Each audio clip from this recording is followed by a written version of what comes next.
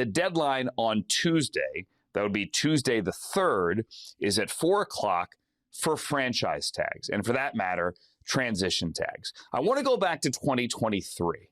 The New York Giants had a dilemma. Do they use the tag on their quarterback, Daniel Jones, or their running back in Saquon Barkley?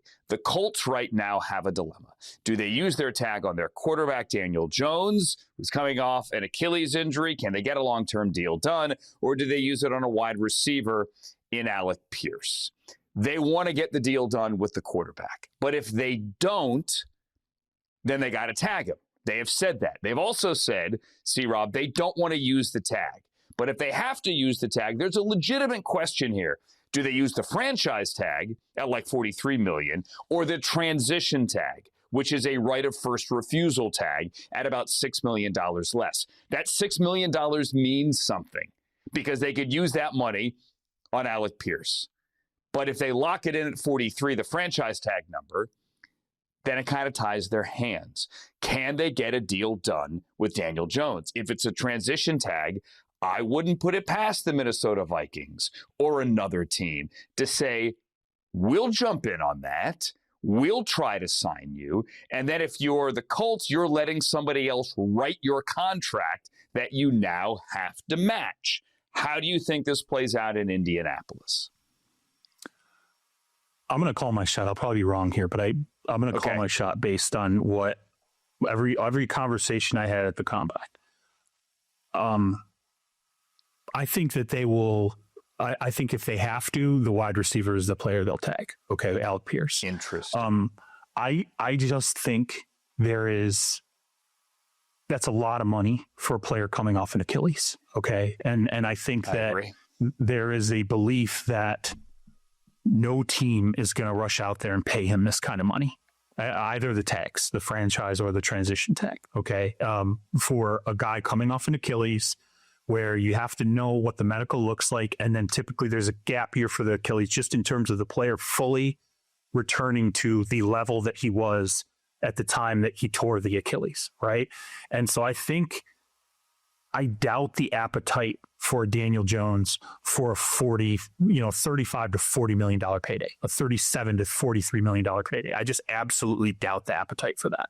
And I think in this scenario, with that torn Achilles, the mistake that you're going to make, it's a lot harder to make the mistake with Alec Pierce, who I think that they are very, very confident is now ready to ascend into being one of the better wide receivers in the NFL. And by the way, you will absolutely lose in free agency. There's almost no doubt you're going to lose him in free agency.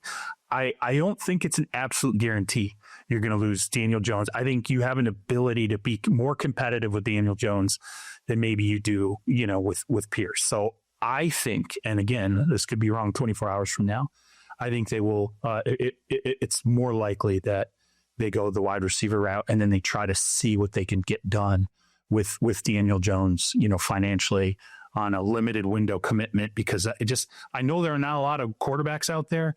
I just don't know that the window of what we saw from Daniel Jones is enough for someone to blow out the money because of the fact that he's coming off of an Achilles injury.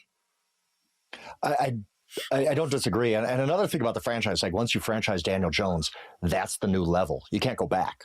Right? Like you can't go to it. Right. Okay, we're going to try to negotiate a long-term deal, but we're not going to give you $43 million. We're going to go back to 35. Right. It's going to be like, he can't really roll it back. 43. Right. So that's a point of no return. That's his level, and you got to pay it at that point. But I think I wonder about the Colts' fear of losing him. Like you said, like he's probably not going to leave, but what if he does? What do you do then? You go back to Anthony Richardson, say, hey, let's make this thing work, guy. Like, nah, that probably ain't the path you want to go down. And we all know that just a year ago when we were sitting here talking, Chris Ballard, Shane Steichen, they were on the hot seat. Like there was, yes, they had a good half of the season until Daniel Jones got hurt, but they know that they're one bad season away. I mean, if Daniel Jones becomes the next Sam Darnold and goes out and does great things elsewhere, well, you don't do that well and don't make the playoffs, you're probably losing your job. So I just the concern, the worry about the worst case scenario of great, we got Alec Pierce back and nobody to throw him the ball. Like that is what really worries me there. This sounds like the Giants' dilemma again, right? We're back there again. Yep. We're back there with Saquon and Daniel Jones, and you're saying we can't lose the quarterback. Yeah, you could have. and you completely screwed the pooch and you let the running back go. And then the quarterback turned out to be, let's be honest, for what he produced with the Giants, he was mediocre at best. He was absolutely mediocre player, was not worth what that tag was. We're back there again.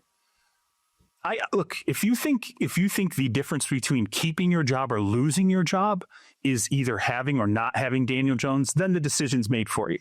Okay. Oh, come on, Joe. You know it's more than that. You know that if they lose Daniel Jones in free agency, they have no other. What other option do they go to? They could easily go 5-12 next year. And then they are back. Not because of Daniel Jones. I mean, they were wandering 5-12 with Daniel Jones, Frank. They could. They could go 5-12 with Daniel Jones coming off an Achilles. They're not thinking that way, though. They're not thinking that way, though. They're thinking about the disaster scenario of, oh my God, Anthony Richardson's our week 1 starting quarterback. What do we do? That's what they're thinking of. That's fine. And you blew a top 5 pick on him. If a busted Daniel Jones is the difference between your job at this point, if a busted $43 million Daniel Jones is the difference between you having a job or not, you probably should. I'm just going to be real here. Like, honestly, if you're in that kind of a corner and you really have nothing else to play, you have no cards in the deck at that point. That's it. You got nothing left. That's not a great scenario to be in. And really the only scenario where it works out. This is not a great scenario for them. So Daniel Jones would basically have to be a medical miracle. He's going to be a medical miracle. He's going to come back and he's going to be worth $43 million for you next season. Yeah, I mean, look show me a player coming off an Achilles who played at their top level the next year, Frank. You could go get Jimmy Garoppolo for half of that if you wanted to. I'm with you, C-Rob, on the idea, because what made Daniel Jones so great, look, Shane Steichen's play calling and Daniel Jones and Jonathan Taylor, they were making beautiful music for the first half of the season, but a huge part of it was his mobility. And when he suffered the leg injury, before the Achilles injury, and he couldn't move anymore, a lot of that magic disappeared. And then he blew the Achilles out, and then it was all over. But yeah, you are hoping that when he comes back, he has at least some of that mobility, but it's an Achilles. It's a second half of the season Achilles. And there's a difference between return to play and return to performance. Those are two totally different things. But it's a franchise that was wandering through the desert in like this biblical Exodus way for 40 years after Andrew Luck's injury. And they finally found Daniel Jones. And now they run the risk of losing him. I'm with you. You can't risk losing him, but you're kind of backed into a corner as to how you handle it financially.